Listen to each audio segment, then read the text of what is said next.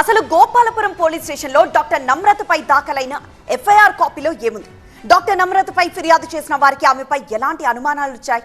అసలు వారు ఎంత డబ్బు చెల్లించారు? ఆ డీటెయిల్స్ లోకి వెళ్దాం.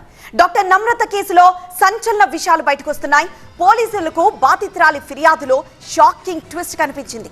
టెస్ట్ ట్యూబ్ బేబీ కాదు, సరోగేసీ బేబీ కోసం డాక్టర్ నమ్రత వైద్యం చేశారు. సరోగసీ కోసం 30 లక్షలు డిమాండ్ చేశారు. 15 లక్షలు బ్యాంక్ ట్రాన్స్ఫర్ తో పాటు 15 లక్షలు క్యాష్ ఇవ్వాలని డాక్టర్ నమ్రత డిమాండ్ చేశారు. ఇక విశాఖపట్నంలోని ఒక ఆసుపత్రిలో సరోగసీ ద్వారా ఈ ఏడాది జూన్ 5న ఒక బిడ్డకి జన్మనిచ్చారు. బిడ్డ పుట్టాక DNA టెస్ట్ చేయించారు బాధిత తల్లిదండ్రులు. తమ బిడ్డ కాదని తేలడంతో డాక్టర్ నమ్రతను నిలదీశారు బాధితులు.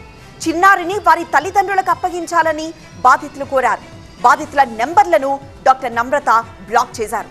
గత నెల 23న సికింద్రాబాద్ సెంటర్లో డాక్టర్ నమ్రతను కలిసి అడగడంతో మిస్టేక్ జరిగిపోయింది అంటూ చెప్పారు డాక్టర్ నమ్రత. సమస్యను పరిష్కరిస్తానని హామీ ఇచ్చి తప్పించుకున్నారు డాక్టర్ నమ్రత.